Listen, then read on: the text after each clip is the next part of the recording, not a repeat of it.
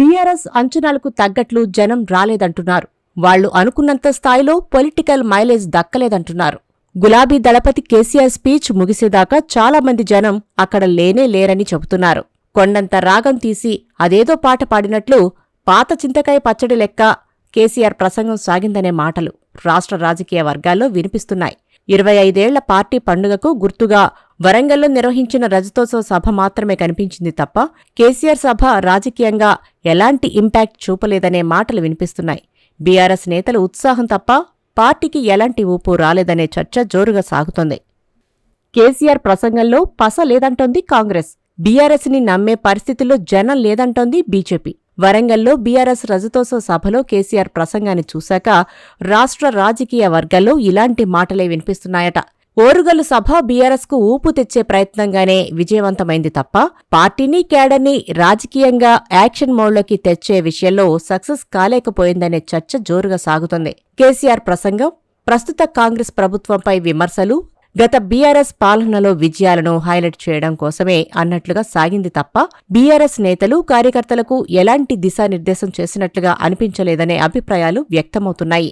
చాలా రోజుల తర్వాత ఫామ్ హౌస్ నుంచి అడుగు బయటపెట్టిన కేసీఆర్ వరంగల్ సభలో ఏం మాట్లాడతారు, పార్టీ శ్రేణులకు ఎలాంటి దిశానిర్దేశం చేస్తారు అని ఎంతో ఊహించుకుంటే ఉసూరుమనిపించారనే టాక్ వినిపిస్తోంది. సభకు ముందు బీఆర్ఎస్ క్రియేట్ చేసిన హైప్కి వరంగల్ సభలో కేసీఆర్ స్పీచ్కి అస్సలు సంబంధం లేదంటున్నారు.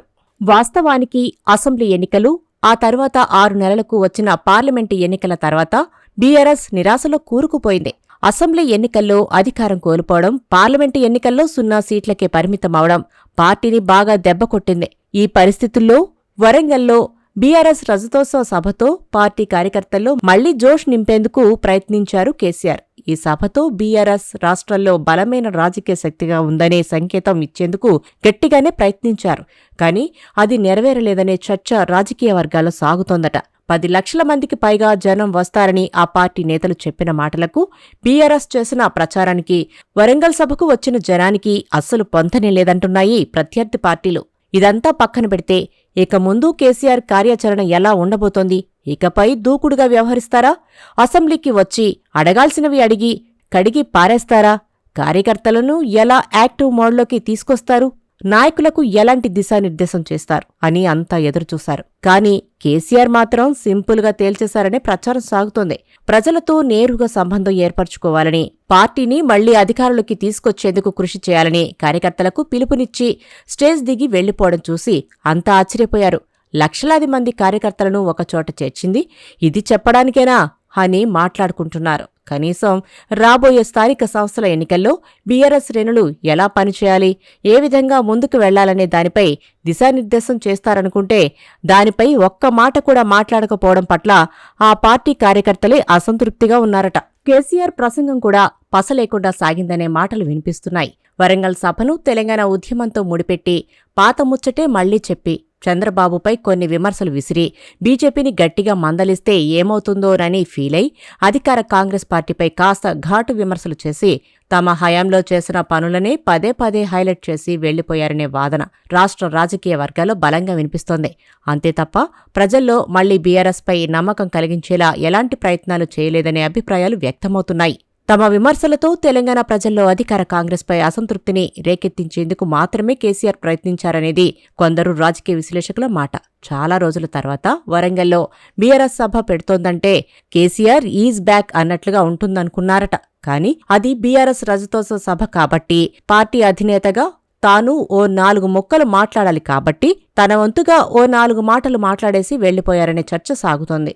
లోక్సభ ఎన్నికల్లో బీఆర్ఎస్ ఒక్క సీటు కూడా గెలవకపోవడం, అనేక మంది నాయకులు కాంగ్రెస్, బీజేపీలో చేరిపోవడంతో బీఆర్ఎస్ బలహీనమైందని ప్రత్యర్థి పార్టీలు ప్రచారం చేశాయి. ఈ అభిప్రాయాన్ని జనంలో నుంచి తీసేందుకు, ప్రత్యర్థుల ప్రచారాన్ని తిప్పికొట్టేందుకు బీఆర్ఎస్ రాజకీయంగా ఇంకా చురుగ్గానే ఉందని చాటే ప్రయత్నం చేశారు కేసీఆర్. కానీ కాంగ్రెస్, బీజేపీ నేతలు మాత్రం కేసీఆర్ వ్యాఖ్యలకు ధీటుగా కౌంటర్లు ఇస్తుండటంతో రాజకీయ వర్గాల్లో మరో కొత్త చర్చ మొదలైంది. ఓటమి తర్వాత కేసీఆర్ రాజకీయంగా బలహీనపడ్డారని, బీఆర్ఎస్ కోలుకోవడం కష్టమేనని చెప్పడం కూడా చర్చకు దారితీస్తోంది. తమ రాజకీయ ఉనికిని పునరుద్ధరించేందుకు కేసీఆర్ చేసిన చివరి ప్రయత్నమే వరంగల్ సభ అని చర్చించుకుంటున్నారు. రాజకీయంగా బీఆర్ఎస్ మళ్లీ బలపడేందుకు ఇదొక అడుగుగా చూస్తున్నారు. కానీ ఇప్పటికే కేసీఆర్ కుటుంబంపై ఉన్న రాజకీయ ఆరోపణలు, ఎమ్మెల్సీ కవిత అరెస్టు లాంటి వివాదాలు ఇప్పటికీ పార్టీ ఇమేజ్పై ప్రభావం చూపుతున్నాయట. వరంగల్ సభని బీఆర్ఎస్ రాజకీయ పునరాగమనానికి ఓ ప్రారంభంగా చెబుతున్నప్పటికీ కాంగ్రెస్, బీజేపీ లాంటి ప్రత్యర్థి పార్టీల నుంచి వచ్చే ఒడిదుడుకులు, పార్టీలో అంతర్గత సమస్యలు బీఆర్ఎస్కు సవాళ్లుగా మారతాయని చర్చ సాగుతోంది. వీటన్నింటినీ దాటుకుని బీఆర్ఎస్ మళ్లీ రాజకీయ శక్తిగా అవతరిస్తుందా లేదా అన్నదే రాష్ట్ర రాజకీయ వర్గాల్లో ఆసక్తి రేపుతున్న అంశంగా మారింది.